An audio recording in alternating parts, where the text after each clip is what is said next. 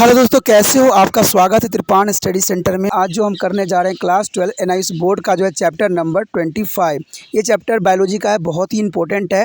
इस चैप्टर में हम जो है बायोलॉजी के जो बारे में पढ़ेंगे, जिसमें हम प्रिंसिपल ऑफ इकोलॉजी के बारे में विस्तार पूर्वक जानेंगे। ये चैप्टर कई मानने में कई क्लास के बच्चों के लिए इंपॉर्टेंट है, चाहे वो 11वीं का हो, चाहे 12वीं हो, यूपी बोर्ड हो, बिहार बोर्ड हो, सभी बच्चों के लिए अत्यंत महत्वपूर्ण है। इसमें हम जो है डिफरेंट टाइप्स के के बारे में पढ़ेंगे, ग्रोथ कर्व के बारे में पढ़ेंगे और बहुत कुछ पढ़ेंगे। लेकिन इसे पढ़ने से पहले, जानने से पहले, चैप्टर स्टार्ट करने से पहले एक बात जो मैं हमेशा कहता हूँ, जिसको आपको सोचना भी चाहिए, विचार भी करना चाहिए और अमल भी करना चाहिए, वो ये है कि जब भी वीडियो देखिए पूरा देखिए, क्योंकि अधूरा जानकारी सदैव खतरनाक होता है। साथ में एक इंपॉर्टेंट बात ये भी रहता है, अगर आप पहली बार वीडियो देख रहे हो तो लाइक शेयर सब्सक्राइब करना मत भूलना। देखिए दोस्तों, लाइक कीजिएगा तो बनाने वाले का जो है प्रोत्साहन बढ़ता है और आपके लिए अच्छा से अच्छा करने की कोशिश करता है। ठीक है, सब्सक्राइब करना आपके हित में है। इसका कारण ये है कि अगर आप सब्सक्राइब करके रखोगे तभी जो है मेरा वीडियो का नोटिफिकेशन मिलेगा। और आपको पता है कि मैं हर क्लास का जो है सब्जेक्ट डालता ही रहता हूँ समय समय पे। तो अगर सब्सक्राइब करके नहीं रखिएगा तो शायद उस वीडियो से आप अनभिज्ञ रह जाइएगा, यानी वो आपको प्राप्त नहीं होगा और आप उसका नॉलेज नहीं ले पाइएगा। साथ में जो अगर आप शेयर करते हो तो शेयर करना एक जग कल्याण के समान माना जाता है। इससे ये होता है कि मान लीजिए कोई जो है बच्चा जो है मेरी वीडियो को उसकी ज़रूरत थी और आपके थ्रू वो वीडियो उसको पास पहुंचा है, तो वो सदैव ही आपका धन्यवादी रहेगा और सदैव ही आपका जो है शुक्रिया अदा करेगा कि तुम्हारे कारण मुझे जो है वीडियो प्राप्त हुआ। तो दोस्तों, आपको पता ही होगा कि त्रिपाण स्टडी सेंटर सिर्फ एक क्लास के लिए ही अग्रसर नहीं है, ये कई क्लासों के लिए अग्रसर है। जैसे 8th 9th 10th 11th 12th CBSE के सारे चैप्टरों को कवर करेगा समय के साथ। प्लस जो है एनआईएस बोर्ड का 10th+2 को भी कवर करता है, सभी सब्जेक्टों का। प्लस जो है बीए पंजाब यूनिवर्सिटी का जो है फर्स्ट सेमेस्टर से लेकर 6th सेमेस्टर तक 8 सब्जेक्टों को कवर करता है। प्लस जो है एमए के जो है बच्चे ऑन डिमांड जो मुझे करते हैं कमेंट, उनके लिए भी त्रिपाण स्टडी सेंटर जो है अग्रसर है। देखिए दोस्तों, त्रिपाण स्टडी सेंटर इतना बड़ा है, विस्तृत है, तो आपको अभी जो है लाइक शेयर सब्सक्राइब कीजिए और अपने दोस्तों के साथ बांटिए। ठीक है, तो भूलिए मत, ये करना आपका फर्ज है और मेरा कार्य करना है, आपको टॉपिक लेके चलना है। देखिए, आज देखते हैं हमारा आज टॉपिक क्या है। There is the most important chapter here is the principle of ecology. There is a chapter is the most important for the NIOS board class is a biological subject, and also important for the 11th and +2 NCERT, and there is also important for the UP and Bihar board student who is taken to the biology subject. There is the most important topic here, the principles of ecology. The Earth is the only planet in their solar system and the support of life. There is only one, and this is because of there are 3 physical system on it, that is soil, water, and the air, which provide material stimuli for a life. And all living beings differ from each other, but they are all the interdependent and interact with each other and also with their environment and directly or indirectly. In this lesson, we study about the Earth our life support system. There is a organizational level of living beings and their characteristics. After the complete this lesson, you will be able to define the environment, ecology, and biosphere, and list the various components of the environment and name the biotic and abiotic component of the environment, and mention the various level of organism of life and define the term of related to environment or ecology like habit, niche, and the population, community, and biomes, and discuss the interrelationship between plant and animal in the ecosystem, and also describe the food chain and food web, here is the most important. The syllabus is not a stop for the here, but always describe the food chain and food web, and the next year trace the path of the energy flow through the food chains and differentiation between the food chain and food web, and the pinpoint of the position of the human beings in a food chain, and define to the biome list of various biomes and their characteristics is a flora and fauna, and describe the biochemistry cycles as carbon, phosphorus, and the water cycle. There is the most important today. दोस्तों यहाँ पर जो अत्यंत महत्वपूर्ण topic हमारा आया है वो है पारिस्थितिकी के नियम। देखिए ये बायोलॉजी के चैप्टर है, ठीक है। ये एनआईएस बोर्ड के +2 के बच्चों के लिए जो है बहुत ही इंपॉर्टेंट है, क्योंकि ये उन्हीं के सिलेबस है। लेकिन ये कई मानों में कई क्लास के बच्चों के लिए इंपॉर्टेंट है, चाहे वो 11वीं क्लास के हों, चाहे 12वीं क्लास के हों, सीबीएसई से पढ़ रहे हो, या इनका जो है एनसीईआरटी सिलेबस हो, चाहे यूपी बोर्ड हो, चाहे बिहार बोर्ड हो, उन सब बच्चों के लिए जो ये सिलेबस होने जा रहा है बहुत ही महत्वपूर्ण सिद्ध होगा। और इसमें जो है हम बहुत चीज़ें जानेंगे। आपको एक बात पता ही होगा कि सौर मंडल में पृथ्वी की एकमात्र ग्रह है जिसे यहाँ पर जो है जीवन का अस्तित्व है। अगर कोई भी ग्रह देखा जाए तो शायद वहाँ पर जीवन के अस्तित्व नहीं है। कहते हैं ये सब संभव इसलिए हुआ क्योंकि आपको पता है कि यहाँ पर जो है मृदा, जल और वायु की भी संतुलन के कारण ऐसा संभव हुआ। ऐसा कोई भी ग्रह नहीं है जहाँ जीवन का संभव हो, लेकिन फिर भी साइंटिस्ट खोज में लगे हुए हैं कि कई जगह जो है वाटर मिलने की चांसेस बढ़ी है। इसमें प्रत्येक जीवन जो है अस्तित्व के लिए आवश्यक पदार्थ प्रदान करते हैं, क्योंकि आपको पता है कि जो हमारा पारिस्थितिक तंत्र है, इकोसिस्टम है, इनमें हर एक जीव का अपना एक विशेष महत्व और स्थान रहता है। प्रत्येक प्राणी एक दूसरे से भिन्न होते हैं, लेकिन फिर भी उनमें कुछ न कुछ आपको असमानताएं देखने को मिल जाएगा। तो सभी प्राणी प्रत्यक्ष और अप्रत्यक्ष रूप से एक दूसरे पे क्या होते हैं, डिपेंडेबल होते हैं। क्योंकि आपको पता है कि एक जो है दूसरे के साथ डिपेंडेबल नहीं रहेंगे तो ये शायद पर्यावरण के जो है नियम के खिलाफ हो जाता है। कहते हैं अगर देखा जाए तो हम इस पाठ में जो है अध्ययन में सभी सजीवों के संगठन के विभिन्न सदर और तंत्र के अभिलक्षण के बारे में जानकारी प्राप्त करेंगे। लेकिन कहा जाए अगर ये चैप्टर आप क्लियर कर लोगे, पूरे अच्छे से देख लोगे, तो कई मानने में कई बातों के लिए आप जो समझ रख सकोगे, जैसे कि पर्यावरणीय परिस्थिति और जैव मंडल के प्रभावित भी कर सकोगे आराम से, ठीक है। और पर्यावरण के विभिन्न घटकों की सूची बनाना आपके लिए अत्यंत आसान हो जाएगा। पर्यावरण के जैविक अजैविक घटकों के नाम भी बता पाओगे और जीव संगठन के विभिन्न स्तरों को साथ साथ पर्यावरण या परिस्थितियों से जुड़े जैसे वासस्थान, निकेतन, जनसंख्या, समुदाय, पारितंत्र को भी आप अच्छे से जो है डिफाइन कर पाओगे। एक परिस्थिति तंत्र में पादपों और प्राणियों के बीच प्रारंभिक संबंधों को भी चर्चा जो है भली भांति कर लोगे। लेकिन सबसे इंपॉर्टेंट यहाँ टॉपिक रहेगा खाद्य श्रृंखला और खाद्य जाल का भी, और उसमें होने वाले डिफरेंस के भी बारे में भी आप बहुत ही आसानी से जो है समझ सकोगे और उसको एक्सप्लेन कर सकोगे। साथ में आप जो है खाद्य श्रृंखला में मानव के स्थान के बारे में भी देखोगे कि कहाँ पर मानव जो है बिलोंग कर रहा है खाद्य श्रृंखला में। और उसके बाद जियोम हो या बायोम हो, विभिन्न व्यायामों एवं उनके लक्षणों की सूची भी बना पाओगे। पादप जात और प्राणी जात में भी आप अंतर कर पाओगे। और जैव भू रासायनिक चक्रों जैसे कार्बन, फास्फोरस एवं जल चक्रों के बारे में हम इसमें विस्तार से चर्चा करेंगे। तो ये सब तब रहेगा जब आप पूरा चैप्टर कंप्लीट करोगे। लेकिन सबसे पहला हमारा आज चैप्टर क्या है देखते हैं। Today's the first important topic is in here environment, ecology and biosphere. There is the most important topic here.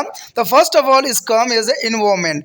What do you mean to environment? There is environment is the most important word. The term of environment denoted all the physical, chemical and biotic condition surrounding and influencing our living organism. The favorable environment is the conditions are required to substance life on the earth, and the environment can be divided into two main components, is a non-living and living thing. There is a first is come to here is a biotic is a non-living component include.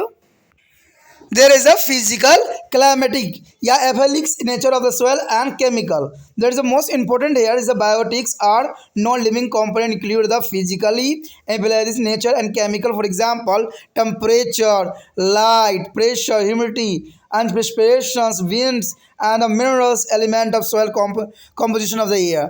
And the sum these environment factors serve our resource is the air, soil, and the water. While the other act is a regulator factor like a light, temperature, and pressure, and etc. The next here is the biotic or living component include all living organisms found in the environment, including plant, animal, and macroorganism. There is the most important. There is a biotic factor is a non-living component as include temperature, pressure, humidity, and precipitation, wind, and mineral element and soil composition of air. But biotic is a living organism, the like a plant, animal, and macroorganism. That is the most important here. The next here is the ecology. What do you mean the ecology? Ecology is the specific study of the relationship and interaction between to the organism and their environment. The term ecology is derived from the Greek words is the ecology, where is the ecology means to the household and the logs means to the study of. There is the most important is the ecology is defined here, and the organism of life. There are organizations of their life. There is an organism on there. The various level of organization exist in the living system, starting from the molecules such as the DNA, genes to be evolved biosphere. Levels of organizations as the following: genes, cell, organ, organisms, species, population, community, ecosystem, and biome, and biosphere. There is organization of the life here. There is a show in this of flow chart. There are genes, cells, and the organs, organisms, species, population, and community, ecosystem, and biome, and biosphere. दोस्तों कहते हैं यहाँ पर अत्यंत महत्वपूर्ण topic आया है जिसके बारे में हम यहाँ चर्चा करेंगे, चाहे वो पर्यावरण हो, पारिस्थितिकी तंत्र हो या जैव मंडल हो। ये सारे के सारे जो है अत्यंत महत्वपूर्ण है और इनका जो है पर्यावरण में बहुत इंपॉर्टेंट स्थान रखता है। कहते हैं अगर हम पर्यावरण शब्द के बारे में जानने की कोशिश करें तो आपको पता है कि पर्यावरण शब्द का आशय एक जीवित प्राणी के चारों ओर घेरने वाले, प्रभावित करने वाले सभी भौतिक, रासायनिक और जैविक परिस्थितियां होती है। यानी आप इसका मतलब पर्यावरण समझ ही सकते हो कि जो भी आपके आसपास जितने भी चाहे भौतिक हो, चाहे रासायनिक हो, चाहे जैविक परिस्थितियां हो, सभी को ही से ही पर्यावरण बनता है। कहते हैं पृथ्वी पर जीव के अस्तित्व को बनाए रखने के लिए अनुकूल पर्यावरणीय परिस्थिति होना अत्यंत आवश्यक है, क्योंकि जब तक अगर अनुकूल परिस्थिति नहीं होगा कोई जीव जो होगा सर्वाइव नहीं कर पाएगा और वो अपना जीवन जो है नहीं चला पाएगा। इसलिए उनके फेवर में जो है एनवायरमेंट कंडीशन होना अत्यंत महत्वपूर्ण बन जाता है।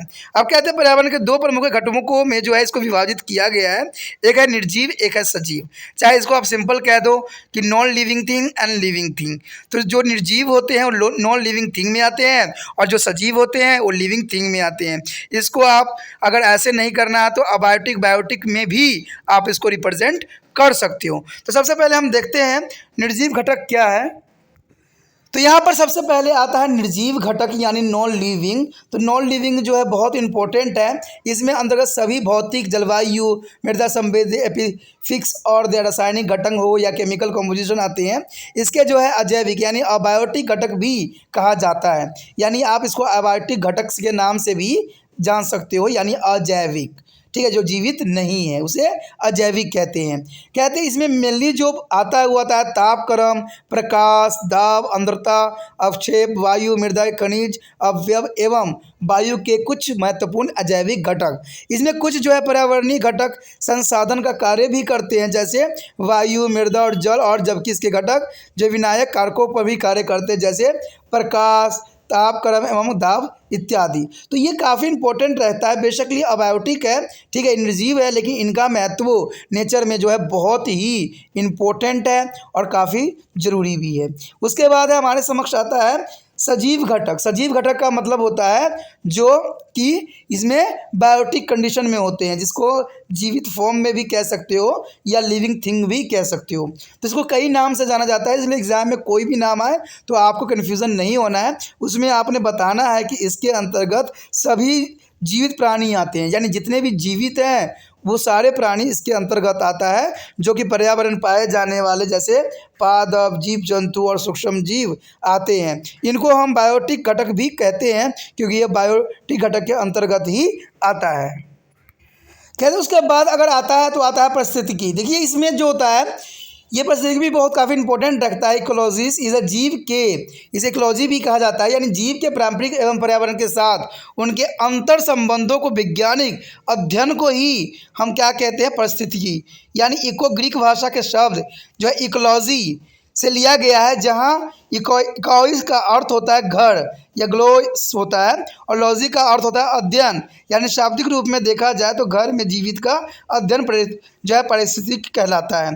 तो ये काफ़ी इंपॉर्टेंट हो जाता है। उसके बाद है जीव संगठन, यानी जो है कितने संगठन ऑर्गेनाइजेशन होते हैं इसमें। देखिए हर जीव जंतुओं में ऑर्गेनाइजेशन होते हैं, कैसे कैसे प्रक्रिया होती है, तो उसके विषय में यहाँ पर बताया गया है कि इस जो है अंतर संबंध का संगठन के विभिन्न जो है सतरों पर अध्ययन किया जा सकता है। कहते हैं सजीव संसार में संगठन के विभिन्न स्तर होते हैं, जैसे अणु, जैसे डीएनए, जीन में आरंभ होकर समस्त जैव मंडल तक होते हैं और संगठन के स्तर पर निवर्त करते हैं। इसमें जो है जैसे जीन आ जाता है, कोशिका आ जाता है, अंग आ जाता है, जीवित, स्पीसीज, समष्टि, समुदाय, पारितंत्र और जो है जीवेग और जैव मंडल। तो ये सारे मिला के जो है परितंत्र को बनाते हैं और इनका जो है विशेष स्थान यहाँ पर होता है। There is the next important topic here is the level of biotic organizations showing the direct impact of the environment. There is the most important the impact of the environment on the organism is the self-reproducing system capable of the growing and maintaining itself and the directly influenced by the surrounding environment. The second is the population is the assemblage of the similar organism as belonging to the same species or living together at the one place at the given time. A population is the away of the lives a specific place known as the habitat. The habitat is thus the physical environment in which on the organism lives. There is the environment provide for its needs. For example, the environmental requirement on the elephant would be a forest and not the oceans. Many different species with a similar requirement may be share a habitat. For example, a single ocean as a habitat may be support of whales and seahorses, plankton and seaweeds and the many other kind of organism. Here the forest, oceans, river, etc. are the some example of habitat which is a common language are there. Addresses of the organism and the feature of habitat can be represented by its structural components in namely the space, food, water and cover of shelter. There is a four important here is a component space, food and water and cover is a shelter. The earth has a four major habitats: the terrestrials, for fresh water is the aquatic, where is the river, meter, oceans and the oceanic. There is a four important habit here. The human gut is a habit of the tapeworm and the rotting or log is a habit of the fungus. Here is most important. They here show the structure of component of habitat here. There is a show in the very clear the space, water, food and shelter for the cover. There is a most important structure here. That is structure component of the habitat. कहते हैं दोस्तों यहाँ पर पर्यावरण का प्रत्यक्ष रूप से प्रभावित दर्शाने वाले जैविक संगठन के स्तर कौन कौन से होते हैं। ये कई मायने में इंपॉर्टेंट बात रखता है क्योंकि प्राणी एक प्रकार के जो है स्वयं जनन तंत्र है तथा जो स्वयं वृद्धि करने में तथा अपने को बनाए रखने में सक्षम है और यह प्रत्यक्ष रूप से उसके आसपास के पर्यावरण द्वारा प्रभावित होते हैं। कहते हैं एक स्पीसीज के किसी स्थान या समय में पाए जाने वाले सामान्य जीवों के समूह की जनसंख्या इन पॉपुलेशन कहा जाता है। यानी एक ही जगह पर कई टाइप के स्पीसीज पाए जाते हैं तो इसको हम क्या कहते हैं, जनसंख्या का नाम देते हैं। एक जनसंख्या का एक निश्चित निवास स्थान होता है जिसे हम इसका प्राकृतिक आवास यानी हैबिटेट कहते हैं। यानी देखिए कोई भी जीव कहीं भी रहे लेकिन उनका एक ही स्थान होता है जहाँ पर उनको हर चीज़ जो है आसानी से प्राप्त हो जाता है, तो इसी को ही हम हैबिटेट का नाम दिए हैं। ठीक है, यानी वास का नाम देते हैं। इस प्रकार वास वह भौतिक पर्यावरण है जिसमें एक जीव रहता है। पर्यावरण में उसकी आवश्यकताओं की पूर्ति होती है। उदाहरण हाथी की अब जो है पर्यावरणीय आवश्यकता है जो है जंगल है, न कि समुद्र है। अनेकों प्रकार के स्पीशीज जिनकी आवश्यकताएं सामान्य हो एक ही वास में रह सकते हैं। कहते उदाहरण अगर समुद्र में हम वेल देखें, समुद्री घोड़ा देखें, शील देखें और पादप प्लक, समुद्री वीड्स और अनेक प्रकार के जीव रहते हैं। अगर हम वन समुद्र, नदी आदि को वास के उदाहरण है, जैसे सामान्य भाषा में जो है जीवों का पता कहा जा सकता है। यानी जीव जो आप तलाश करना चाहते हो उस हैबिटेट में आपको देखना पड़ेगा जहां उसका निवास स्थान के लिए वो अनुकूल होता है, तो वहां पर आप उसको बहुत आसानी तरीके से फाइंड आउट कर सकते हो, ढूंढ सकते हो।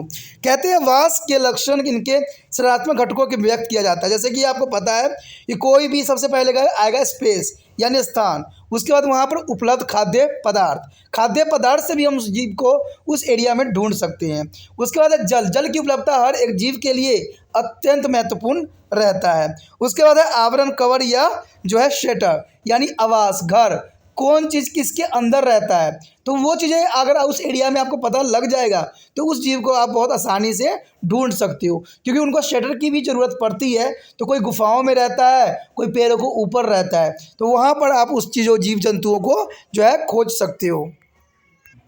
कहते हैं अगर देखा जाए तो पृथ्वी पर मुख्य 4 आवास पाए जाते हैं, जिसमें पहला जो है स्थलीय, दूसरा है लवण जल, तीसरा है ज्वार नर्ममुखी जहाँ नदी सागर से मिलती है, और चौथा जो होता है समुद्र।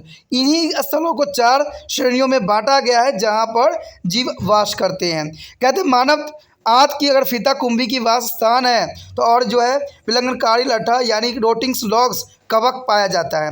अगर हम देखें कि डायग्रामेटिक रूप में भी शो करने की कोशिश करें तो इस प्रकार डायग्राम जो है आपको नजर आएगी, जिसमें जल हो गया, खाद्य, स्पेस और शेटर या देखिए कवर। कहते हैं दोस्तों ये सारी चीज़ें जो होती है हर एक जीव के लिए अत्यंत महत्वपूर्ण होती है। शायद ये बात इंसान आज भूल गया है। आज इंसानों को तो हर चीज़ फ्री में चाहिए और लालच की पिटारा उनको भरना चाहिए, लेकिन उनको पता है कि हमारी जो आवश्यक चीज़ें होती है वो दिन प्रतिदिन महंगे होते चले जा रहे हैं। कहते हैं जो मूलभूत आवश्यकताएं थी वो जो है बहुत महंगे होते चले जा रहे हैं, और जिन चीज़ों की ज़रूरत नहीं है वो चीज़ सस्ते करके उन पे जो है सारे जो कीमत होती है वो दूसरे चीज़ों पे डाल देते हैं। मान लीजिए अगर कोई सरकार अगर बिजली फ्री करती है तो बिजली तो हम कहते हैं कि अगर पीछे के समय में लेके चले जाओ तो वहाँ बिजली होती ही नहीं थी, फिर भी हम जीवन जीते थे। लेकिन उस समय क्या चीज़ थी जिससे इंसान जिंदा था, वो था भोजन। ठीक है, बिजली के बिना हम नहीं रह सकते, ठीक है, आज के समय में, लेकिन पहले के समय में ऐसा कुछ भी नहीं था। आज हम अपने आप को बहुत कमज़ोर और बहुत लाचार कर लिए हैं। तो ये सारी चीज़ ज़रूरी है। जो चीज़ इंसानों के लिए अत्यंत महत्वपूर्ण है वो आज स्थान बदल लिया है। कहते हैं बिजली आज फ्री कर दिया गया है और बिजली के जितने भी पैसे होते हैं वो खाद्य पदार्थ पे चढ़ा दिया गया है, जिसकी वजह से इंसान को जो है आजकल थाली में से बहुत चीज़ ऐसे चीज़ हैं जो गायब हो गए हैं। आज वो उस चीज़ का जो है भोजन में आनंद नहीं ले सकते हैं। तो ये इंसानों को समझने की ज़रूरत है कि जिस प्रकार जीव जंतु के लिए जल, खाद्य और जो है शेल्टर इम्पोर्टेंट है, उसी प्रकार इंसान को जो मूलभूत आवश्यकताएं हैं उसको हमें नहीं भूलना चाहिए, और किसी की भी जो है राजनीतिक नेताओं के बातों में नहीं आना चाहिए कि हम ये फ्री करते हैं तो ये फ्री करते हैं। दोस्तों एक बात याद रखना, फ्री में संसार में कोई नहीं देता है। इस वस्तु का अगर यहाँ फ्री कर रहा है तो वही कीमत जो है उस वस्तु को पूरा करने के लिए वो दूसरे इंपॉर्टेंट वस्तुओं पर जो है रेट बढ़ जाती है। The one most important topic here, the niche and organism. There is a most important topic here. In a nature, many species occupy the some habitat, but they perform different function. There is a most important here. The functionality character of the species is the habitats. It is referred to be niche, and which the habitat of a species like it is a address. That is called to the address. Where it's a leaves, that is called to address, and niche as can be thought there of the profession is activity and response specific to the species. The term of niche means to the sum of all the activity and the relationship of a species by their which it's use the resource and in the habitat that survive and reproduction. That is the most important for here. A niche is a unique for the species, and which maybe species may share the some habitat, and no two species in the habitat can have the same niches. This is because if the two species occupy the same niche, they will be complete with the one another until one they are displaced. For example, different species of insect may be pest of the same plant, but there can be coexist as their feed and different part of the same plant. That it is because there is a niche is very different. Here shown in this diagram, there is the most important diagram, the ecological niche of human beings. There is a clear show for there, the center of the human, there is a eating to all living thing. There is a most important diagram here. There are diagrams. Another such example is the vegetation of forest. The forest can support a large number of plant species and they occupy different niches. The tall trees and the short trees is a shrub, is the bushes and the grasses. Their height vary and there is a difference in the requirement for the sunlight and nutrition, and so there can all just survive up together. There is the most important here and show in this picture. Here show the different types of insect living in the same planted here. There is the smooth and larva and let's bog here. And the next here, there is the other sporontines and the leaf of miners. A root is a feeding white is gob. There is the most important different species of insect feeding on different part of the same plant. There is the most important diagram here. There is also other example of certification and tropical rainforest is a forest ecosystem. Their most important source available in the niche of the animals are food and shelter. While the case of plant there are a moisture and nutrition is a phosphorus and nitrogen. There is a most important diagram here show the certification of tropical rainforest. दोस्तों यहाँ पर अत्यंत महत्वपूर्ण topic आया है निकेत और जीव। देखिए निच क्या होती है इसके बारे में बहुत इंपॉर्टेंट बात रहता है क्योंकि आपको पता है ये अत्यंत महत्वपूर्ण रहता है। कहते हैं प्रकृति में कई जातियां स्पीसीज एक ही विशेष आवास में रहते हैं, ठीक है, लेकिन उनके कार्य अलग अलग होते हैं। किसी एक जाति द्वारा अपने आवास में किए जाने वाले क्रियाकलाप अभिलक्षण सामान्य एवं सामूहिक आवास का निकेतन कहा जाता है। यानी जो भी हम क्रिया विधि करते हैं अपने आसपास रह के उसे ही निकेतन कहते हैं, उसे ही निच कहते हैं। तो साधारण शब्दों में आप समझ सकते हो कि अपने आवास में किए जाने वाले क्रियाकलाप और अभिलक्षण सामान्य और सामाजिक आवास को निकेतन कहा जाता है। यद्यपि जातियों का अगर देखा जाए आवास एक प्रकार से उसका पता कहलाता है, यानी एक तरह से वह ड्रेस कहलाता है जहाँ पर वो जीव जंतु रहता है, जहाँ वह वास करता है, ठीक है। निकेतन का उसकी दक्षता यानी प्रोफेशन समझा जा सकता है, अर्थात उस जाति विशेष के समस्त गतिविधियाँ और अनुक्रियाएँ जो निकेतन शब्द का तात्पर्य है। देखिए यहाँ पर अगर हम सब बातों को देखें तो निकेतन शब्द का तात्पर्य यही रहता है क्लियर शब्दों में कि एक जाति विशेष की सभी गतिविधियों और संबंधों का कुल योग जिसके द्वारा वह जाति अपने जीवन यापन यानी अतिजीवित और जनन के लिए आवास के संसाधन का उपयोग करता है, उसी को निकेतन कहते हैं, उसी को हम क्या कहते हैं, आवास। यानी सिंपल सी भाषा में देखा जाए तो देखिए कोई जीव जो होता है कहीं रहता है वहाँ पर हर तरह की गतिविधियाँ करता है, चाहे वो भोजन हो, चाहे वो किसी प्रकार का हो, अपशिष्ट त्यागने की हो, कुछ भी हो, सारी गतिविधियाँ जितनी भी गतिविधियाँ होती है सारे गतिविधियों के कुल योग को ही हम निच कहते हैं। यानी ये बहुत ही आसान शब्दों में हो सकता है और साथ में उसके लिए सारी संसाधन उचित मात्रा में उपलब्ध हो, ठीक है। जैसे मैंने अभी कुछ देर पहले ही आपको बताया था कि इंसान कुछ साल पहले बिना लाइट के रह सकता था और रहता भी था, आज भी रह सकता है, लेकिन भोजन के बिना नहीं रह सकता है। ये बात शायद बड़े बड़े नेताओं को समझ नहीं आ रहा है क्योंकि आए दिन यहाँ पर महंगाई बढ़ रही है और बढ़ने से क्या हुआ है, आम गरीबों का रीढ़ की हड्डी टूट रही है। उनकी कमाई बहुत कम है लेकिन महंगाई सर के ऊपर तांडव कर रहा है। लेकिन वो क्या कर रहे हैं, बिजली फ्री कर दे रहे हैं, पानी फ्री कर रहे हैं, कहते हैं कि बस की किराया फ्री कर रहे हैं, हर तरह की चीज़ों पे लालच लोगों को दे रहे हैं। क्यों दे रहे हैं? एक कुर्सी प्राप्त करने के लिए। लेकिन उनको ये नहीं पता है और लोगों को भी ये बात समझ नहीं है कि जितना भी ये फ्री कर रहे हैं सारे के सारे जो पैसा उसको आना चाहिए वो सारे के सारे खाने पीने वाले वस्तुओं पे डाल रहे हैं। तो इसकी वजह से साग सब्जियां हो या फल फ्रूट हो, चाहे आपका दलहन चीज़ें हो, सब महंगे पे महंगा होता जा रहा है। दिन प्रतिदिन महंगाई आम गरीबों के कमर तोड़ रहा है। कहते हैं इसका प्रभाव बड़े लोगों को तो नहीं पड़ेगा लेकिन आम गरीबों पर पड़ेगा। कहते हैं यहाँ जीव जंतु भी उसी कंडीशन में जीना पसंद करते हैं जहां उनका हर चीज़ की व्यवस्था हो। अगर मान लीजिए ऐसा सिस्टम रहा तो शायद लोग यहाँ से जो शहरों में सर्वाइव करने आते हैं या काम धंधा की तलाश में आते हैं शायद वो माइग्रेट करना छोड़ दें और अपने ही गांव में अपने ही खेतों में कर करके अपना ही पेट भरते रहेंगे। फिर दुनिया का बैलेंस ही बिगड़ जाएगा सारा। तो ये बहुत काफ़ी इम्पोर्टेंट है। ये बड़े बड़े लोगों को भी समझना चाहिए, जो नेता लोग होते हैं उनको भी समझना चाहिए कि भाई जिस चीज़ विभाग को मैं फ्री कर रहा हूँ क्या उस विभाग के व्यक्ति क्या भूखे थोड़ी मरते हैं। ये आपको भी सोचना चाहिए कि मान लीजिए अगर बिजली विभाग के जितने भी कर्मचारी हैं अगर बिजली फ्री कर दिया जाए, कहते हैं कम से कम एक बार में अगर 10 लाख परिवार को भी बिजली फ्री होता है तो समझ लीजिए 1 ही रुपया अगर जोइएगा तो 10 लाख का सरकार को घाटा होती है और 10 लाख की पूर्ति करने के लिए वो खाने पीने की चीज़ों को जो है बढ़ा देगा।